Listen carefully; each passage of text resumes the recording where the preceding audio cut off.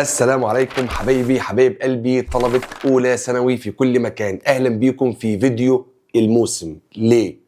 النهارده إن شاء الله مع بعض هنعمل سندوتش مراجعة. ليه؟ عشان مراجعة الوحدة السابعة والثامنة والتاسعة. يعني إيه؟ يعني إن شاء الله الفيديو اللي معانا النهارده جزئين بس كله في فيديو واحد عشان ما أطولش عليك. الجزء الأولاني وهو إن إحنا هنراجع سريعا على جرامر الوحدات السابعة والثامنة والتاسعة، واللي عايز بالتفصيل قدامك اهوت كل الوحدات 7 و8 و9 بالتفصيل. تمام، كل وحده في فيديو كامل. النهارده مع بعض بنفكرك الوحده السابعه كانت بتتكلم عن الماضي البسيط مثلا والماضي التام. في الوحده الثانيه بنقول لك ان الوحده الثانيه كانت بتتكلم عن زمن المضارع البسيط. في الوحده الثالثه بنقول لك ان القاعده كانت بتتكلم عن زمن المضارع التام. طيب، والاهم من الشرح زي ما قلت قبل كده ان مفيش مراجعه من غير حل. ان شاء الله باذن الله في نهايه الفيديو ده هيبقى معاك 4 أو 3 امتحانات شامله على الوحدات السبعه والثامنه والتاسعه، مراجعه بقى على كلمات وعلى جرامر وعلى ريرايت وعلى كل حاجه. في وسط الحل برضه هنراجع وهنشرح تاني. طيب، يعني ان شاء الله باذن الله هخرج من الفيديو ده بامر الله لامم الوحدات السبعه والثامنه والتاسعه. وما تنساش ان انت عندك فيديو منفصل لشرح القصه شابتر 7 وشابتر 8، شرح وحل وتطبيق على الفصلين القصه. كل اللي انت محتاج منك بس ان انت تسكرول كده هتوصل للي انت محتاجه على طول. والفيديو ده هيخليك تقفل ال3 وحدات بامر الله. تعالى عشان ما نطولش في الكلام. بص يا باشا، قبل اي حاجه هنكتب بس ان ده اهو مراجعه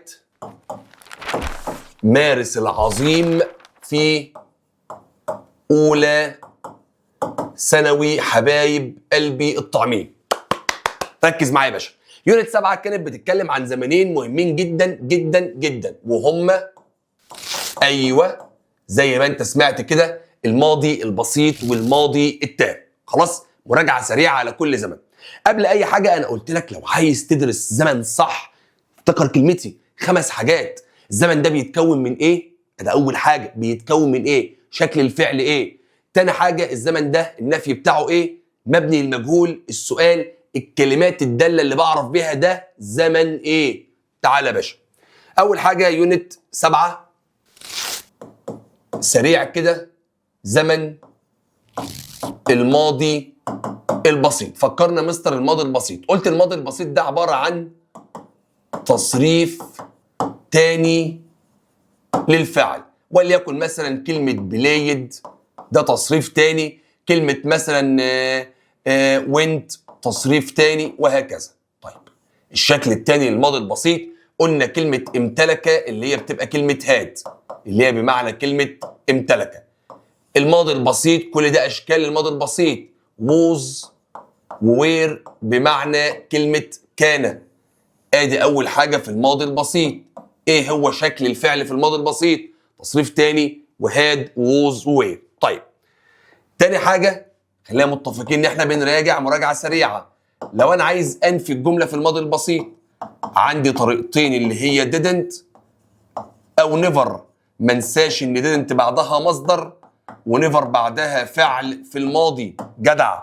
مثال سريع كده، لو انا قلت لك she didn't play مصدر اهو، هي she never played فعل فين؟ في الماضي. طيب، نيجي بعد كده لو انا عايز ابني للمجهول 3، المبني للمجهول يعني جملة بتبدأ بالمفعول. قلنا المفعول ده الحاجة اللي اتعملت، الحاجة اللي اتبعتت، اللي اتاكلت، اللي اتشترت. تمام، البلد اللي انت سافرتها، الحاجة اللي اترصفت، الطريق اللي اترصف، المادة اللي انت ذاكرتها، الحاجة اللي اتعملت. تمام. ودايما لو عايز اطلع المفعول في جملة مبنية للمجهول، يعني جملة عايز احول مبني للمجهول، المفعول ده هو الكلمة دايما اللي بعد الفاعل. افتكر الكلمة دي، كلمة اللي بعد الفعل. طيب، لو جملة بدأت بالمفعول لازم اجيب بعدها، لو الجملة ماضي بسيط was ووير وتصريف تالت. ادينا مستر مثال سريع كده فكرني بالمبني للمجهول. عينيا الاتنين يا حبيب قلب المستر. لما اقول لك مثلا she took medicine on time، هي خدت الدواء في ميعاده، تمام. وقال لي استخدم كلمة was. الجملة دي توك دي ماضي بسيط اهو، توك دي ماضي بسيط اهو، وقال لي استخدم was، يعني عايز نبني المجهول.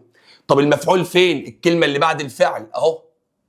خلاص، يعني بتوك تيك او توك مثلا الكلمة اللي بعده، بليد الكلمة اللي بعد بليد، اصطدد الكلمة اللي بعد اصطدد. ده بالنسبة للماضي البسيط. الماضي التام مثلا هاد ايتن الكلمة اللي بعد ايتن، هاد بليد الكلمة اللي بعد بليد. الكلمة اللي بعد الفعل على طول يا حبيبي هي المفعول، عشان ابني المجهول اهو في اي زمن. في اي زمن المفعول الكلمة اللي بعد الفعل على طول. طيب توك ميديسن، يبقى انا هم قايل لك ان الميديسن ده المفعول ده was taken on time. حلو حلو. نيجي للنقطة رقم 4 وهي نقطة السؤال. عايز أعمل سؤال. أداة did فاعل ومصدر. بعد الفعل في المصدر هنلاقي المفعول أهو. أداة was were، وبدل المفعول ده أهو هنلاقي المفعول. خلاص، وهذا التصريف التالت. بدل المصدر نزل تصريف تالت. مثال يا مستر، عينيا والله الاثنين. لما اقول لك where did she play sport، اين هي تلعب الرياضه، يبقى where اين was بعد play sport هي المفعول اهو. جدع يا اللي بتحل معايا، وبلاي هتبقى بلايد. سهله خالص اهو. طيب نيجي لاخر حاجه مهمه في هذه القاعده، الماضي البسيط سريعا، وهو الكلمات الداله. طيب الكلمات الداله على الماضي البسيط اللي هي كلمه last، yesterday، ago، in واي سنه قديمه. خلاص، كلمة just now، ومنساش أهم كلمة فيهم كلهم كلمة when she أو he was، أو when they أو we were. كل دي حاجات بتدل على زمن الماضي الايه البسيط. وجودها يدل على طول على زمن الماضي البسيط. وجودها في أي جملة لازم تختار زمن ماضي بسيط. ومنساش حتة I wish، تمام، و it is time، و I would rather. لو لقيت أي جملة بادئة بيهم وجي بعدهم فاعل لازم تجيب زمن ماضي إيه؟ بسيط. طيب استكمالا لقاعدة الماضي البسيط، إن شاء الله بإذن الله في كل صفحة كده هنديك المهم في الزمن كله. قاعدة used to اللي بيجي بعدها فعل في المصدر، تمام، اللي هو كان متعود على حاجه، اللي بتساوي كلمه no longer، بس no longer بيجي بعدها مصدر او مصدر باس بيساوي جمله بدات بدونت ودازنت زائد المصدر، تمام، زائد any more في الاخر. مهم قوي قوي قوي قوي الجمله دي. بمعنى تعالى لي، يعني لما اقول لك she used to eat، هي هتشيل used to وتحط no longer وتقول she no longer eats. هي she doesn't، جدع يا اللي بتحل معايا، she doesn't eat الحاجة دي anymore، أو بالمناسبة any longer، كلهم بيساووا بعض. طيب ما تنساش ان used to ممكن يجي بعدها noun او ing لو جاء قبلها am او is او are، او جاء قبلها الفعل get او الفعل become. اديني المثال اللي هفهم بيه. يعني لما اقول لك she is، شفت used دي to دي جاء قبلها is، she is used to playing eating studying going، تمام. طيب اخر حاجه في used to ويبقى خلصنا قاعده used to ان used to دي لو جه بعدها مصدر وقال لك انهي الجمله ببط ناو بتجيب في الاخر يا دونت يا دازنت. اما used تمام دونت او دازنت. اما لو قال لك used to جه بعدها كلمه بي وقال لك انهي بكلمه بط ناو بنهي بازنت او aren't. انا بقول سريعا انا بفكرك used to جه بعدها بلاي يبقى هنهي بدونت ودازنت. used to جه بعدها كلمه بي بنهي بازنت وارنت. اديني مثال يا مستر معلش قبل ما تنهي. لما اقول لك مثلا she used to play tennis but now she doesn't. used to جه بعدها بلاي فنهيت بدازنت. لما اقول لك she used to be happy but now she isn't جه بعدها بي بنهي بازنت وايه وارنت. خلص كده. احنا معانا 4 ازمنه: ماضي بسيط، ماضي تام، مضارع بسيط، مضارع تام. ماضي بسيط، ماضي تام، خلصنا الماضي البسيط، كل حاجه فيه كل حاجه فيه. طيب نيجي لزمن الماضي التام. زمن الماضي التام. اول حاجه الماضي التام ده بيتكون من هاد وتصريف ثالث. تاني حاجه النفي بتاعه hadn't وتصريف ثالث. عارف بعد التصريف الثالث ده هنلاقي المفعول سواء الجمله مثبته او منفيه. دي كده جمله بادئه بالايه بالفاعل. طيب قبل ما ندخل في الماضي التام والمبني المجهول بتاعه والحاجات دي في حاجه مهمه لازم اعرفها عن الماضي التام. الماضي التام ده عباره عن حدثين.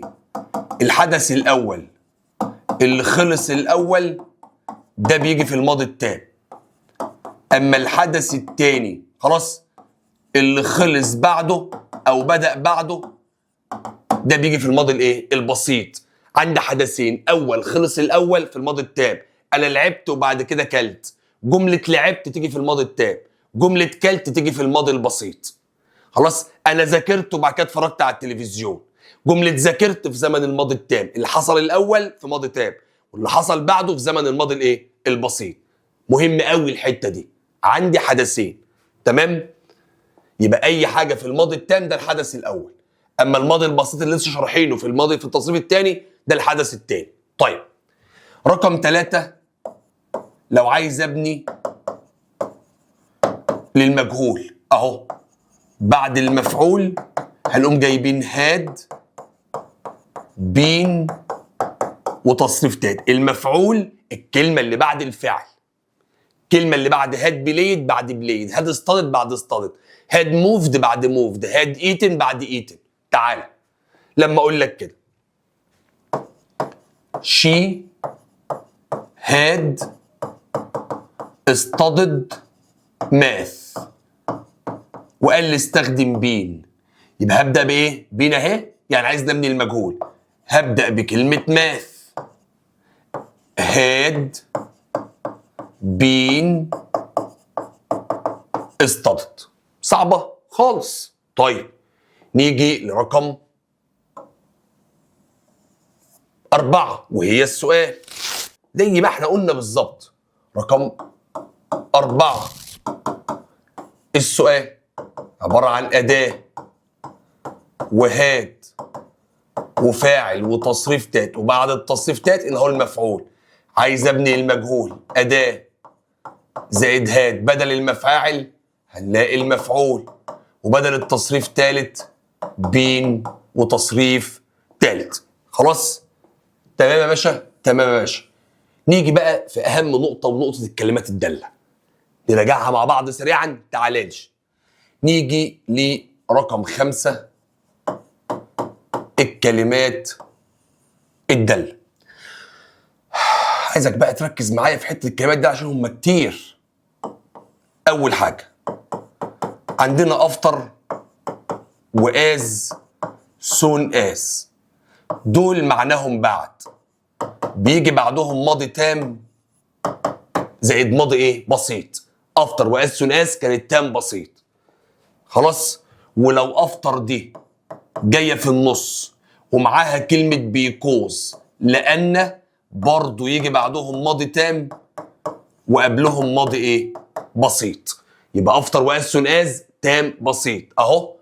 افتر واز سون از تام بسيط.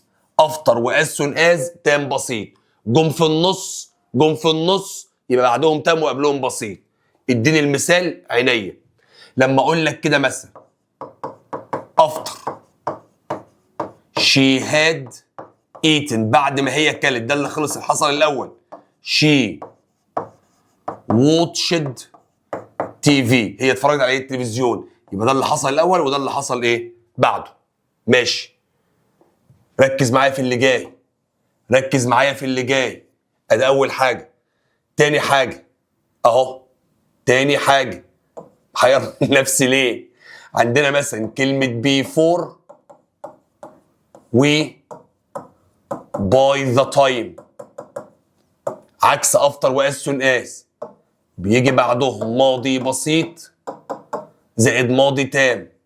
بيفور جايه في النص، هيفضل بعدها البسيط وقبلها الماضي التام. خلاص خلاص. يعني لو جاب لي جمله فيها افتر وعايز بيفور اشقلب زي ايه؟ يعني قال لي كده احط before she watched TV she had eaten، ده اللي حصل ايه الاول. صعبه؟ مفيش اي مشكله خالص اهو. نقفل بس، نرجع نقفل على دي. تمام. يبقى افتر واز سون از تام بسيط، بيفور وباي ذا تايم بسيط ايه؟ تام. نكمل بقيه الكلمات الداله. نكمل يا باشا. رقم 3، خد بالك من دي. افتر وبيفور لو جه وراهم نقط على طول وما جاش وراهم فاعل، لازم نجيب بعدهم فعل ايه؟ اي ان جي. زيها كده كلمة having، لازم يجي بعدها تصريف ثالث. يبقى افتر وبيفور بعدهم اي ان جي، having بيجي بعدها ايه؟ تصريف ثالث. تمام. يعني اقول لك مثلا after eating مثلا، هقول before watching. بس انا عايز اقول لك على حاجه، ان having معناها بعد. having معناها ايه؟ بعد. having بتساوي كلمه after. having بتساوي كلمه after، بمعنى ان having لما تيجي تخش على حدث تخش على الحدث الاولاني. تعالى يا باشا اديك جمله بقى ونشتغل عليها. لما اقول لك كده she studied lesson، هي ذاكرت دروسها. then ثم she played، هي لعبت.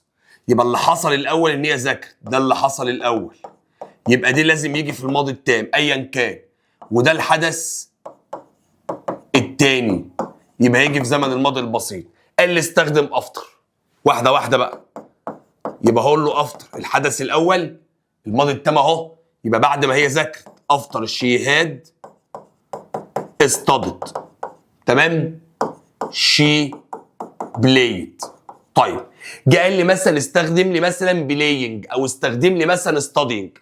اشوف الفعل الاي ان جي اللي هو جايبه من الحدث الاول ولا من الحدث الثاني. يعني لو قال لي studying هقول له studying ده من الحدث الاول، يبقى انا هقوم قايل له after studying. قال لي استخدم playing هقول له before playing. يعني اشوف هو جايب لي من الحدث الاول ولا من الحدث الثاني. طيب قال لي استخدم having، اقول له having بتخش على الحدث الاول بس بيجي بعدها تصريف ثالث، يبقى اقول له having studied lesson she played. ده كل الجرامر اللي احنا قلناه في جمله واحده. ارتب احداثي واشوف بره هو عايز افتر ولا بيفور. افتر بعدها الحدث الاول ثم الحدث الايه الثاني، اما بيفور بعدها الحدث الثاني ثم الحدث الايه الاول. هافنج بتخش على الحدث الاول. جاب لي اي ان جي اشوفه من الحدث الاول فهبدا بافتر الحدث التاني هبدا بكلمه ايه؟ بيفور. ده سريعا كاختياري وكريرايت. احنا يا باشا بنشرح وبنحل وبنعمل كل حاجه. طيب عندك بعد كده رابط اسمه until وتل، بيجي قبله ماضي بسيط منفي وبعده ماضي ايه؟ تام. خد بالك من دي، بناخد منه رابطين مهمين قوي. رابط اسمه it wasn't بيجي بعده until، ورابط اسمه it was only بيجي بعده when، والاتنين بيجي بعدهم ماضي تام ثم ذات ثم ماضي بسيط. انا بفكرك، قال لك until وتل، او انت هتستخدم until وتل اتاكد ان قبلها ماضي بسيط منفي وبعدها ماضي تام. قال لك استخدم it wasn't او في الاختياري it wasn't اختار until، it was only اختار when. تركيبات ثابته على بعضها والرابط في النص كلمه ذات. قال لك استخدم no sooner او hardly وسكيرسي. خد بالك بقى، دول بيجي بعدهم had وفاعل وتصريف ثالث، ومعاك رابط في النص مع no sooner than، ومع hardly وسكيرسي بنستخدم when. تمام. وفي الاخر خالص بنستخدم زمن الماضي البسيط، هاد وفاعل وتصريف ثالث في ماضي بسيط. وممكن بدل هاد استخدم did وفاعل في المصدر. تمام. احفظها يا باشا قواعد، موصولة بعدها هاد وفاعل وتصريف ثالث. تمام. زان هون وماضي بسيط. طيب الحاجات المهمة قوي من الكلمات الدالة المهمة قوي، اي باي زائد اي كلمة دالة على الماضي بنختار مع التركيب ده ماضي تام. برضو من الحاجات المهمة قوي قوي قوي قوي بقى، ان لو جملة بادئة بآي وش او اتس تايم او اي وود راذر وجي فاعل، خلاص نختار ماضي تام. مستر انت لسه قايل ماضي بسيط. بص يا باشا، اختار ماضي تام لو في كلمة دالة على الماضي البسيط. يعني مع اي وش جايب لك في الاخر يسترداي لاست ويك، اي كلمة دالة على الماضي البسيط خد ماضي تام. كده يبقى احنا خلصنا الوحدة السبعة كلها في اقل هوت من ربع ساعة تقريبا يعني. طيب ندخل في يونت 8، قاعدة تافهة وسهلة وبسيطة، وهي زمن المضارع. زمن المضارع البسيط. عايزك تركز معايا بالله عليك، هلم لك الدنيا كلها. المضارع البسيط زي ما احنا متعودين الزمن بتاعنا 5 حاجات.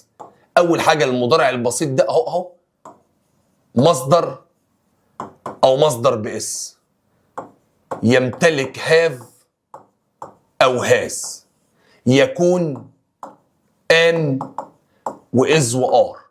كل ده زمن مضارع بسيط. تمام. ما تنساش ان احنا بنراجع على المتراجع عليه. رقم 2 النفي عندي طريقتين، don't و doesn't ودي بعدها مصدر، او never ودي بعدها مصدر او مصدر بايه؟ بإس. مثال لك جميل، تعال هديك على دي مثال بالذات. لما اقول لك she doesn't play هتبقى she never plays، عشان she مفرد جه بعدها مصدر بإس، انما don't بتساوي never الاثنين بعدهم فعل في المصدر. تمام. وزي ما قلنا محتاج تفصيل عندك في الوحدات تحت. محتاج حاجه تلم لك دنيتك، اتفرج على الفيديو ده خلاص. ومش سايبين حاجه ولا كلمه، انا بقول لك ولا كلمه. رقم 3 المبني للمجهول. مبني للمجهول جمله بتبدا بالمفعول وبعد المفعول ام وإز وآر وتصريف تالت. هناك في الماضي البسيط كانت وز وير وتصريف تالت، هنا ام وإز وآر وتصريف تالت. لما أقول لك كده she eats meal نقط، وقال لي استخدم مثلا كلمة إز، عايزك تبني المجهول، المفعول الكلمة اللي بعد الفعل، يبقى الميل is eaten، عايز أكمل هقول باي هير. مفعول ام وإز وآر وتصريف تالت، تمام؟ المفعول ام وإز وآر وتصريف تالت. طيب نيجي للنقطة رقم 4. النقطة رقم 4 وهي السؤال. السؤال عبارة عن أداة ودو أو does وفاعل ومصدر. عايز ابني المجهول تبقى واد حرف لو بتقول معايا is وآر والمفعول والتصريف الايه؟ التالت. ادي السؤال. نيجي لجزئية الكلمات الدالة واستخدامات المضارع البسيط. رقم 5 استخدامات المضارع البسيط، وهحط جواها الكلمات الدالة ما تنساش. طيب ما تقلقش يعني. أول حاجة لو الجملة بتدل على حقيقة علمية، يعني لما أقول لك water boils مضارع بسيط اهو when it is heated لما تتسخن، دي حقيقة علمية فاستخدمنا فيها مضارع بسيط، مرة مصدر بإس ومرة مبني للمجهول، تمام؟ رقم 2 لو الجملة فيها ساعة أو توقيت، يعني لما أقول لك train leaves القطر هيغادر at 3 في ساعة، يبقى مضارع بسيط. ماشي. نيجي بعد كده رقم 3 لو في رابط مع مستقبل، العقدة في المنشار قلناها 100 مرة، أي جملة فيها مستقبل مع رابط لازم نجيب مضارع بسيط أو مضارع تام بالله عليك، أيا كان مكان الرابط أيا كان مكان المستقبل. في مستقبل في رابط يبقى مضارع بسيط. خد بالك أي رابط حتى من الرابط اللي قلناه في الماضي التام، أيوه أهو يا عم، أهو يا عم أفطر، أهو يا عم أفطر she studies. أفطر جاي بعدها مضارع بسيط ليه؟ عشان هو قايل لك she will go. الرابط دايما بعده مضارع بسيط او مضارع تام، مهم قوي قوي قوي قوي. طيب اخر حاجه في استخدامات المضارع البسيط اللي هي الكلمات الداله عليه على الزمن. ايه الكلمات اللي بعرف بيها الزمن؟ اللي هي طبعا كلمه usually و always، تمام؟ usually و always و sometimes، صح؟ ركز معايا اوعى تسيبني وتروح في حته. وoften واوكيجنالي ونيفر وريرلي وهاردلي. بس خد بالك الكلمات دي كلها لها مكان في الجمله، عشان خاطر كلمه سؤال الرايت الكلمات دي كلها بتيجي قبل الفعل وبعد ام واز وار. يعني لما اقول لك كده she مثلا usually اهو plays، she usually plays، او اقول لك she is usually free. شفت usually جت قبل الفعل اهو قبل plays وجت بعد am واز وار، تمام؟ 3 وحدات في نص ساعه. نيجي بقى على الوحده الاخيره وهي زمن المضارع التام. بص يا باشا، ساندويتش يونت، انا عايزك تركز بس معايا وانا هخليك مبسوط والله. يونت 9 بس هنستفيد شويه في يونت 9. يونت 9 كانت بتتكلم عن زمن المضارع التام. زمن المضارع التام برضه هنتكلم في الخمس حاجات الاساسيين، وهم ايه يا باشا؟ اول حاجه المضارع التام ده بيتكون من ايه؟ من هاف، ايوه، وهاز، ايوه، زائد التصريف التالت للفعل. خلاص؟ برضه بعد التصريف التالت زي الماضي التام بالظبط، المفعول. طيب رقم 2 لو انا عايز انفيه هقول haven't، ايوه جدع قول معايا بقى، وهازنت، ايوه، زائد التصريف التالت للفعل. ادي رقم 2. كل دي جمل بادئه بالايه؟ بالفاعل، يا اما هاف وهاز يا اما هافنت وهازنت وتصريف تالت.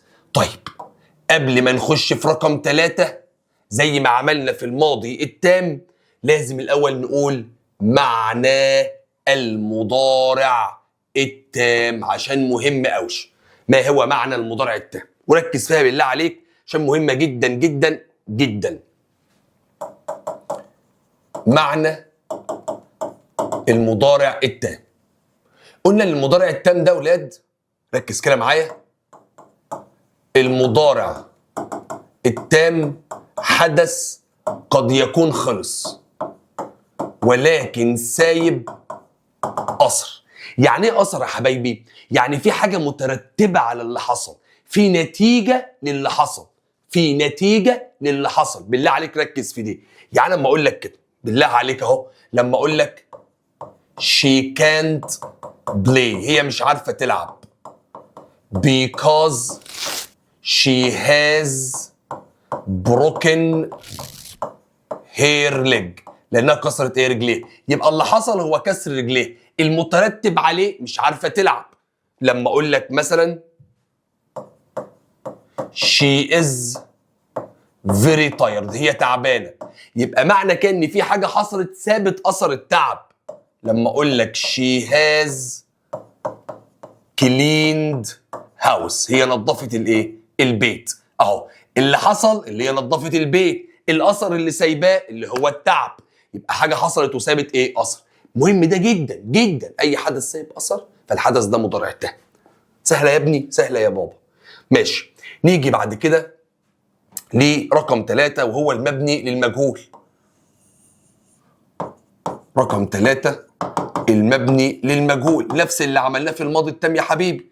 الجمله بادئه بالمفعول، have وهاز زائد بين وتصريف تالت. اديني مثال يا مستر. لما اقول لك كده شي، نفس المثال والله، studied math، هي ذاكرت رياضه، وقال لي استخدم بين. عايز نبني للمجهول في زمن المضارع التام، هبدا بمفعول الكلمه اللي بعد هذا studied اللي هو الماث. ماله الماس؟ has been studied. خلاص، الكلمه اللي بعد المفعول هي الكلمه اللي بعد الفعل هي دايما المفعول. تمام تمام. نيجي لرقم 4 وهو السؤال. اهو اداه زائد have وهاز زائد فاعل وتصريف تالت. بعد التصريف التالت هنلاقي المفعول. ادي الاداه وهاف وهاز بدل الفاعل هنلاقي المفعول، وبدل التصريف التالت بين وتصريف تالت. صعبه؟ مثال اهو. لما اقول لك هاز شي done shopping، هل هي عملت التسوق؟ وقال لي استخدم بين. اهو هقول هاز بعد هذا المفعول الكلمه اللي بعد ضن يبقى هاز شوبينج، وبدل ضن التصريف الثالث بين ضن. نبدا يا باشا بقى في الكلمات الداله ومعركه الكلمات الداله. ركز يا باشا بالله عليك، يلا يا حبيب قلبي. رقم 5 الكلمات الداله. عندنا just already never وايفر، عندنا yet، عندنا كمان since وفور، سو فار وليتلي وريسنتلي كلمه اوفر حاجات كتيره يا باشا. هناخد كل واحده لوحدها يا باشا وما تقلقش، والله العظيم هتاخد حقك وزياده. عندنا جاست واوريدي دول اول حاجه، ونيفر وايفر. تعال ناخد كل واحده لوحدها وبرواقه. يلا يا باشا. كلمه جاست معناها حالا. جاست بتيجي في نص الجمله المثبته. يعني لما اقول لك كده she has just eaten. جاست اهي ما بين هاز وبين التصريف الثالث. طيب في معلومه على جاست بتقول ايه؟ ان جاست بتساوي شورت تايم اجو. بس شورت تايم اجو دي بتيجي مع الماضي البسيط. يعني لما تكون جمله فيها جاست وعايز اجو، يبقى هو عايزك تستخدم شورت تايم اجو، بس هتخلي الفعل ماضي بسيط. عايزك تستخدم جاست، هتخلي الجمله مضارع تام. اديني مثال. لما اقول لك كده she has just played tennis وقال لي استخدم اجو، اقول له جاست ده اهي بتساوي كلمه شورت تايم اجو، بس اخلي الجمله ماضي بسيط. she played، ركز واحده واحده. she played tennis، شلنا جاست وقلنا شورت تايم اجو. صعبه خالص. نيجي بعد كده لكلمه اوريدي. واحده واحده يا باشا، والله مش بجري خالص اهو.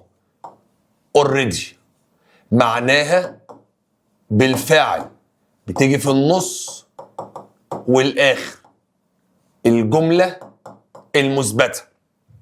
تمام. يعني اقول لك she has already cleaned او she has cleaned already. في معلومه على كل جمله جواها معلومه، ان كلمه already تمام ده اهي مالها كلمه already ديت. ركز يا باشا كده.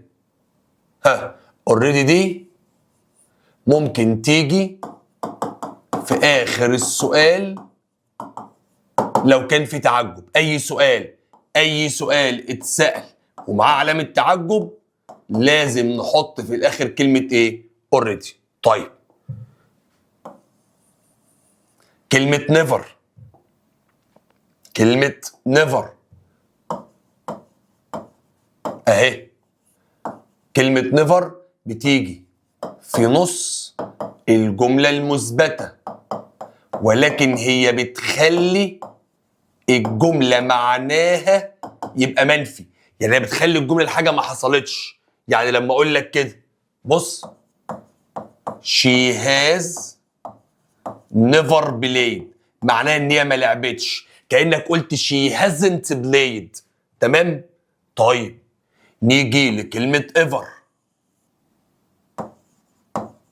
بص يا باشا، كلمه ever معناها من قبل، بتيجي في نص السؤال ونص الجمله المثبته. اي سؤال حط في النص ever.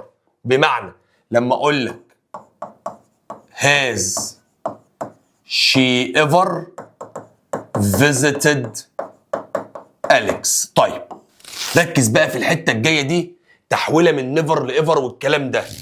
بص يا باشا، لما اقول لك كده خد بالك، كلمه نيفر تيجي مع جمله المقارنه، بس لو لقيت في الاول تفضيل استخدم كلمه ايفر. ركز يا باشا، المقارنه بقت تفضيل ونيفر بقت ايفر. بالله عليك نيفر تيجي مع المقارنه، ولو بدأ بتفضيل استخدم ايفر. تانش تعال ما افكرك الاول ايه هي المقارنه وايه التفضيل لو انت مش عارف.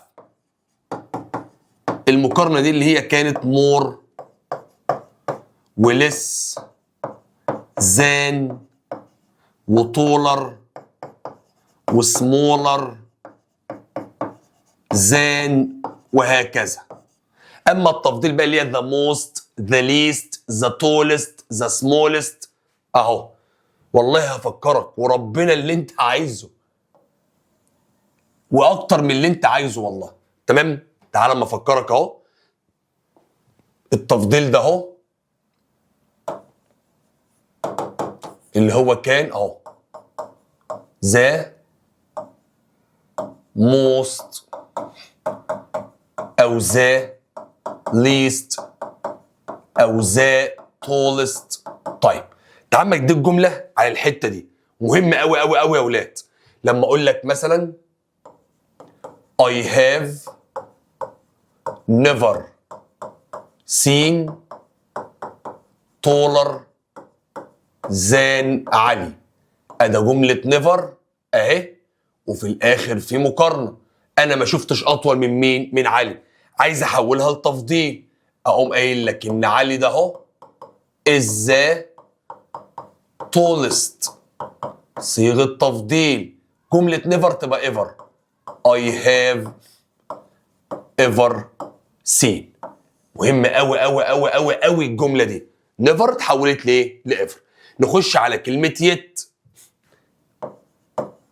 yet معناها لم يحدث بعد، وبتيجي في اخر الجمله المنفيه. تمام، واخر السؤال العادي.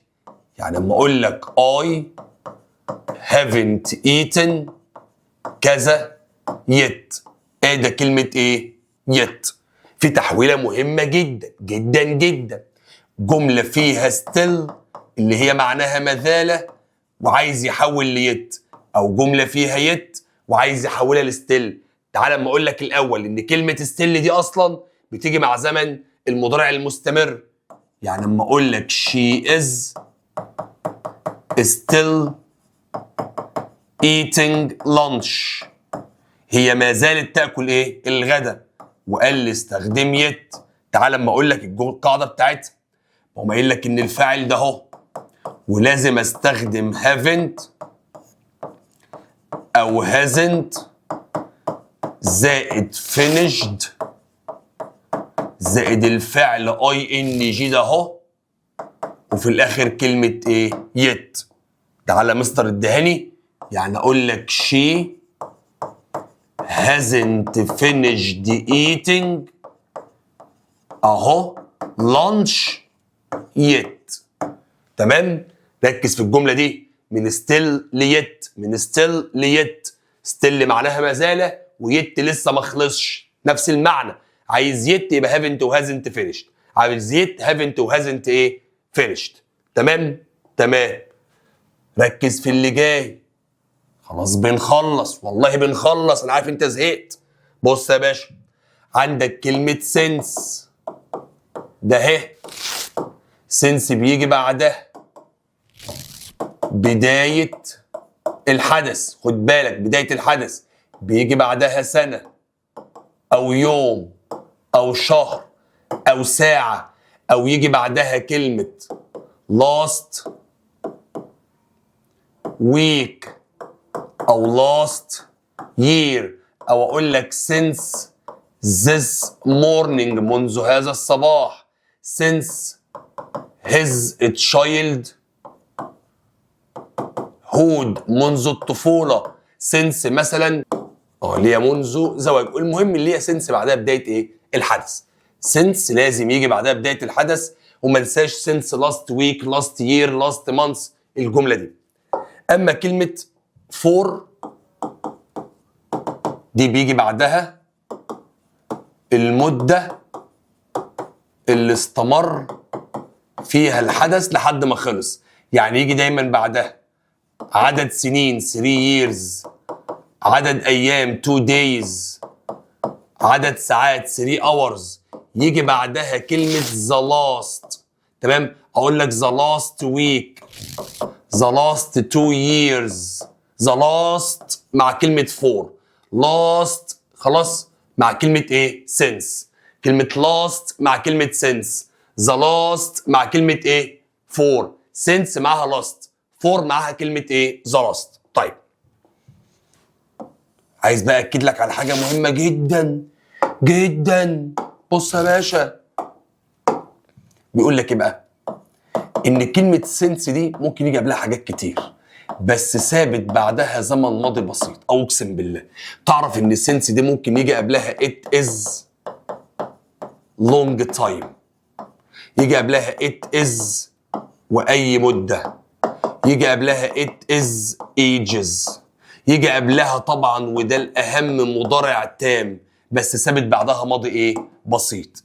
يعني لما اقول لك كده I haven't seen علي، انا ما شفتش علي since مثلا I met in the club. since ايه؟ قبلها مضارع تام وبعدها ماضي ايه؟ بسيط. او ممكن يجي قبلها it is long time، او يجي قبلها it is مد it is 3 years. بمناسبه اللونج تايم ده يا ولاد انا عايز اقول لك معلومه نار، اكتبها لك هنا اهو. ان كلمه لونج تايم قبلها فور. فور لونج تايم مهمه قوي، فور لونج تايم. انما لو بدات بيها it is long time يجي معاها كلمه ايه؟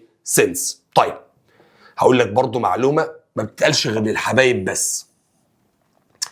امتى since يجي بعدها the last لو جه جمله في الماضي البسيط وكده كده قبلها مضارع تام. مهم قوي يا ولاد، مهمه قوي قوي قوي يا ولاد. امتى؟ طبعا هي معروف سنس بعدها لاست، اقول لك ذا لاست شي بلايد، سنس ذا لاست وي وينت، سنس ذا لاست هي فيزيتد. يبقى سنس يجي بعدها ذا لاست لو جه جمله في زمن الماضي الايه؟ البسيط. امتى سنس يجي بعدها ذا لاست؟ لو جه جمله في الماضي البسيط. طيب have وهاز been to راح ورجع. have وهاز gone to راح وما زال هناك. ايوه، اما have وهاز been in موجود في المكان لفتره. has been in Alex for 3 years موجود في اسكندريه بقاله 3 ايام. خد بالك من دي. been to راح ورجع، gone to راح ولسه هناك، been in موجود في المكان ده بقاله فتره. وكده يبقى احنا خلصنا فرمنا الثلاث وحدات الاولانيين لاولى ثانوي. عايزك تركز معايا يا حبيبي، بالله عليك عايزك تركز معايا عشان احنا عملنا كل حاجه. خلاص لسه الجزء الاخير، اوعى تروح في حته في نفس الفيديو هتلاقي الوقت الصوره اتفتحت وتحل معاك تمارين كامله، كلمات وجرامر وريرايت وكل حاجه على الثلاث وحدات. اوعى تروح في حته، يلا بينا. ورجعت لكم تاني حبايبي طلبة أولى ثانوي. زي ما قلت لك هتلاقي الشاشة اتفردت قدامك ونحل مع بعض امتحانين 3 شاملين على الوحدات ال7 وال8 وال9. طيب نبدأ بموديل 1 النموذج الأول.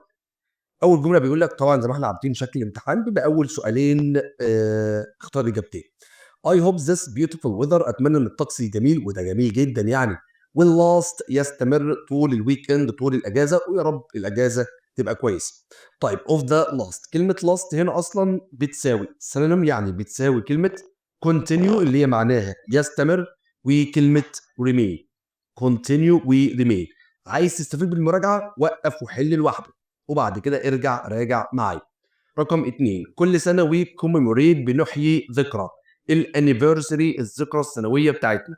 فكلمة commemorate ديت اللي هي يحيي ذكرى عايزين نجيب الانتونيم بتاعتها، فيها هيبقى كلمة forget ينسى، وكلمة ignore يتجاهل. طيب they used هم متعودين ان هم ينحنوا امامي، كلمة before me يعني امامي فتبقى كلمة Paul. we stopped احنا وقفنا دقيقة عشان نحيي الضيوف greet. The museum's collection المجموعة اللي موجودة في المتحف بتشمل artifacts اللي هي مجموعات أو تحف فنية. showing إنك تظهر الاحترام للناس الكبيرة. طبعا كلمة احترام قدامك كده كلمة يلا respect.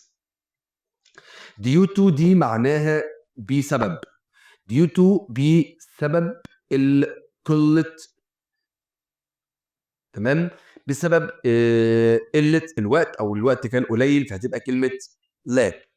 طيب عمرو's great أعظم إنجاز لعمرو هو التخرج على قمة الفصل هتبقى achievement. I can't find أنا هنا مش لاقي تليفوني في أي مكان فبيسأل لحد بيقول له هل أنت شفته؟ فتبقى have you seen. وقلنا طبعا السؤال ده يعتبر أثر حدث، في أثر للحدث أهو، أنا مش لاقي تليفوني فعشان كده اللي حصل فبيسأل على تليفونه اللي اختفي. طيب ندى هنا ما كانتش متعودة إن هي تاكل سبايسي فود، دلوقتي بقت بتحب اللي هي didn't used to، لأن زي ما احنا عارفين إن قاعدة used to بيجي بعدها في المصدر ودي معناها اعتاد على، والنفي بتاعها بيبقى didn't use to زائد الفعل فين؟ في المصدر، مهمة جدا. طيب ماي براذر هنا بيتكلم انجليزي او بيتحدث انجليزي وعربي بطلاقه، طبعا دي تعتبر هنا عاده وقدره شخصيه فهنستخدم كلمه سبيكس اللي هي مصدر بس. رئيس الرز هنا بيؤكل بيتاكل، طبعا الرز هنا مفعول فلازم استخدم از eaten. طيب نيجي لاخر سؤالين، طبعا ده يعتبر امتحان شاي ماشي. بعد كده هتلاقي قطع طبعا الملف انا هبعته لك كلته لو عايز تجاوبه. طيب هقول لك انا اجابات القطع اهوت لو عايز تعرف الاجابات. رقم 1 دي هتبقى سي، تقرا القطعه وتحل لوحدك. رقم 2 هتبقى دي. رقم 3 هتبقى we shouldn't sleep more than. رقم 4 هتبقى كلمه lead هنا، تمام، ممكن نحلها بكلمه live يعيش. رقم 5 الكاتب هنا أشار ل3 خطوات عشان تعيش حياة صحية وهي الأكل الصحي اللي هي letter A. رقم 6 الناس هنا أصبحوا أقل تركيزا become less concentrated. جملة رقم 7 أفضل عنوان للمسج إزاي تبقى بصحتك how to stay healthy. نيجي للترجمة. أول واحدة في الترجمة يقول لك هنا إن المشروعات طبعا هتبقى إن المشاريع خلاص، وإن المشروعات ديت اتنين دول غلط. التي تبنى في مدينتنا، تمام، ستزود ولا ستوفر؟ طبعا بروفايد معناها توفر فتبقى الأولى هي الصح. الترجمة اللي بعدها إذا أردت تحقيق طموحك if you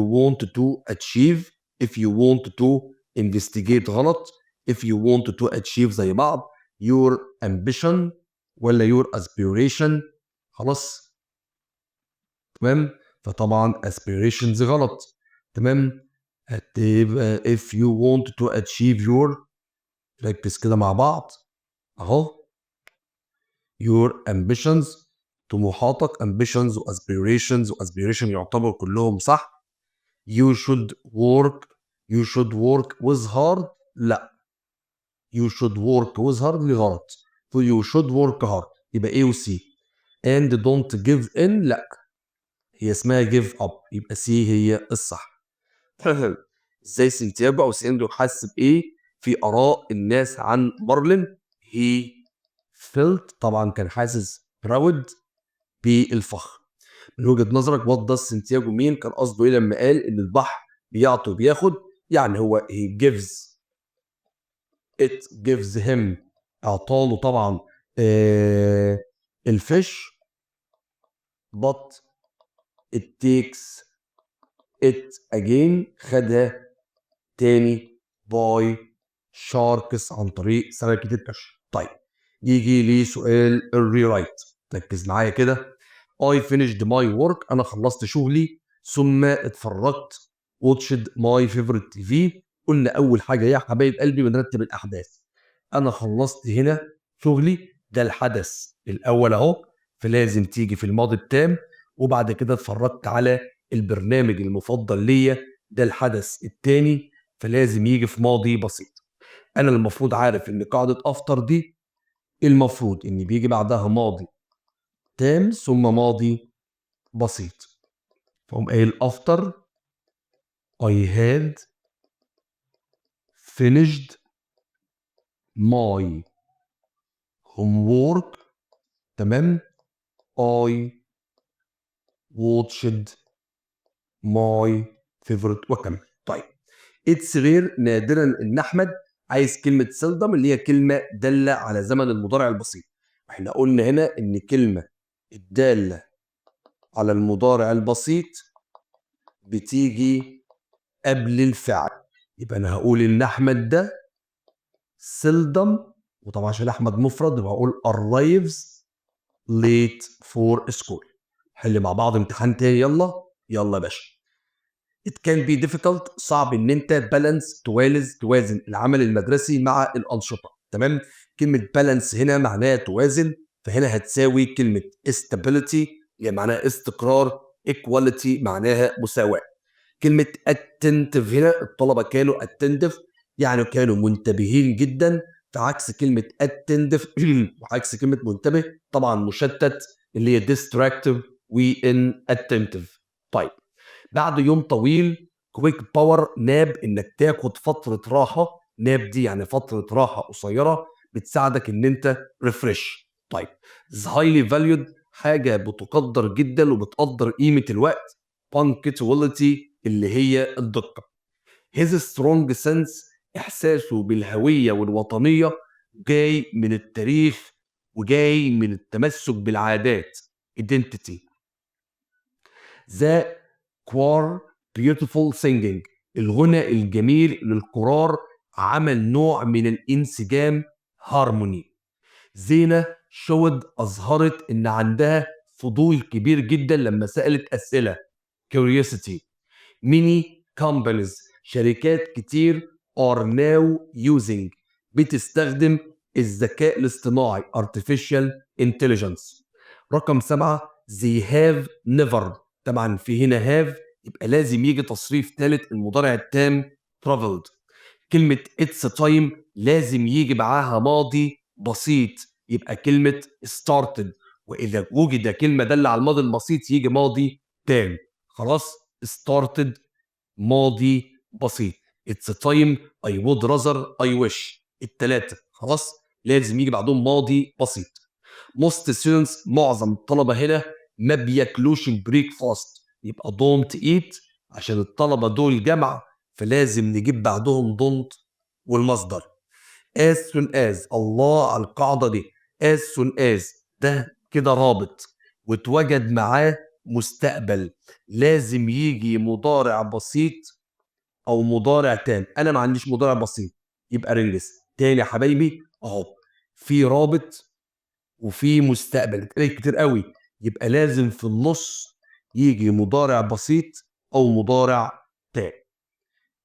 نيجي للقطعه اقول لك برضو اسئله القطعه لو حابب انك تحلها.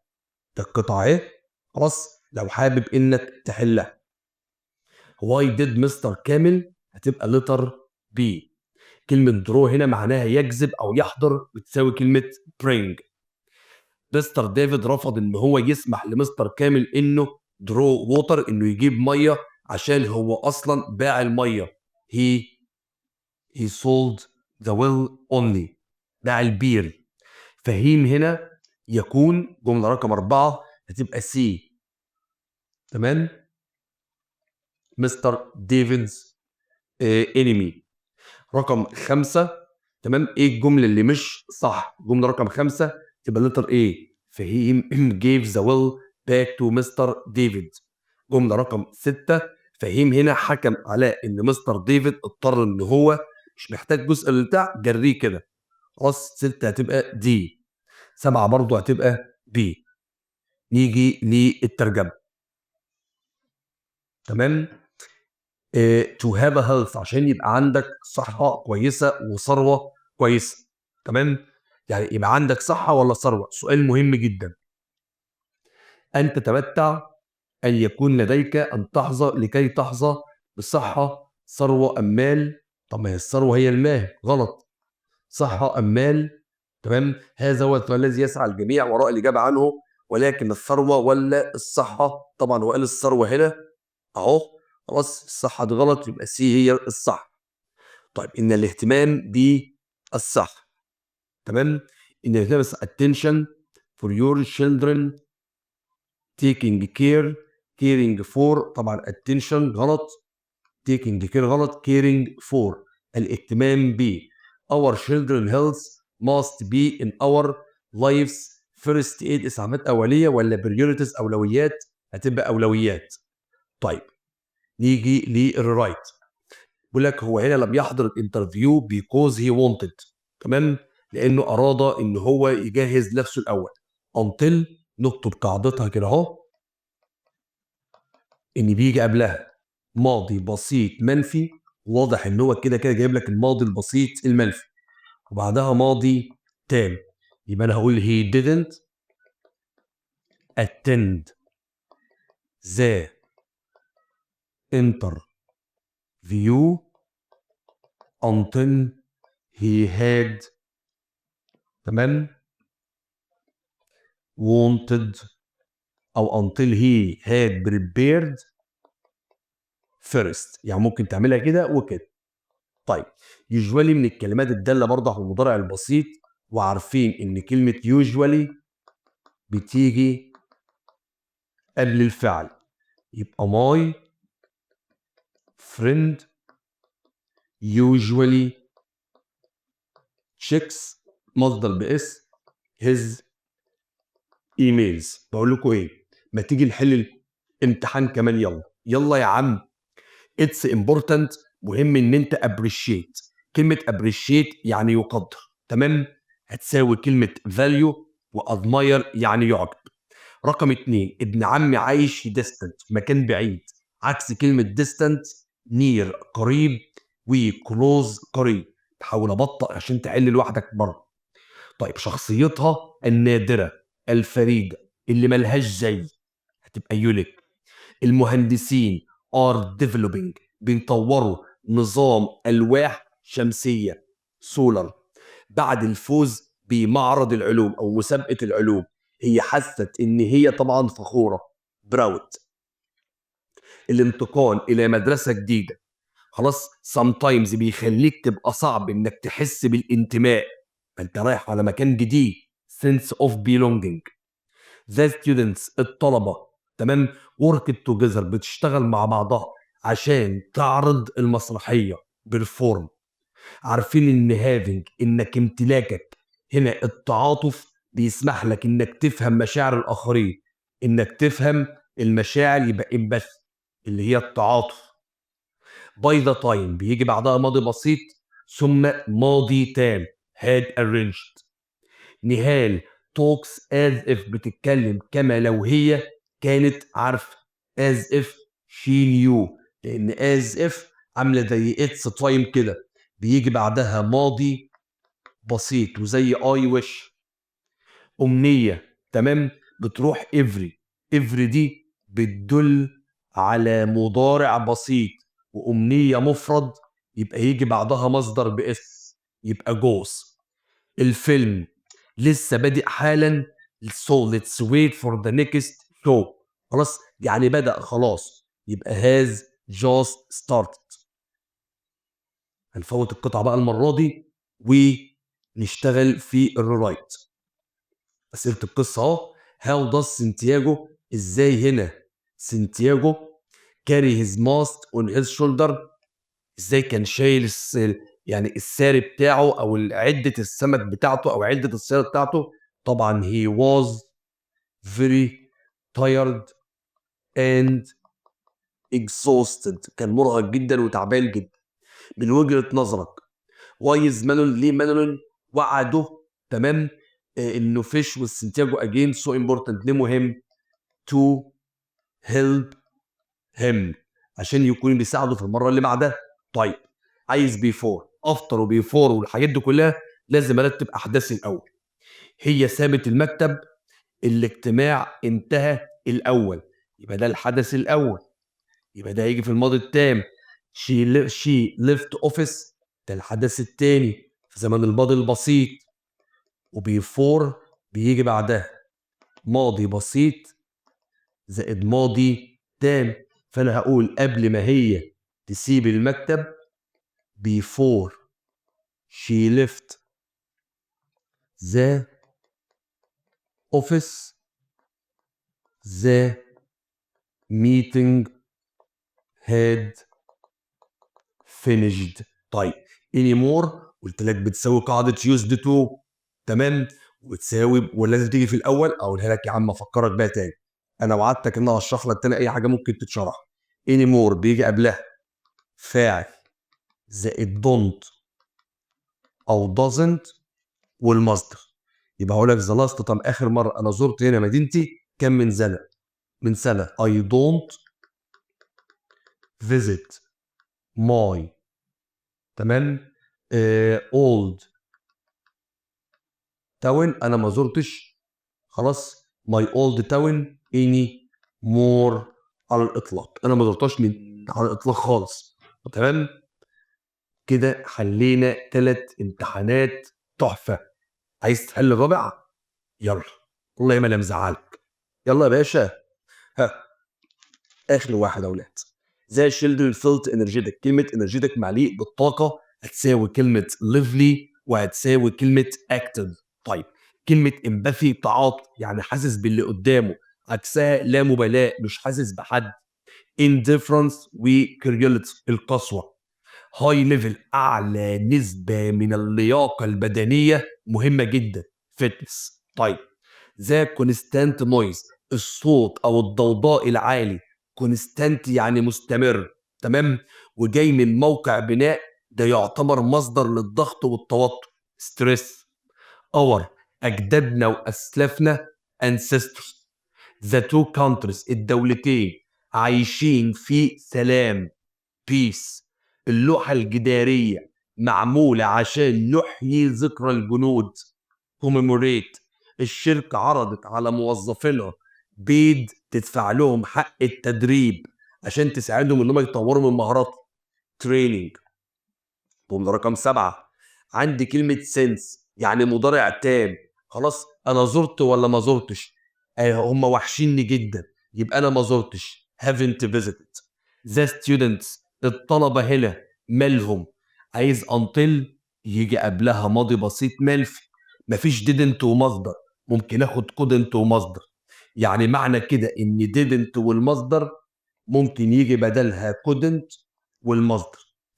قطر اسكندرية بنتكلم عن الميعاد، يعني مضارع بسيط arrives.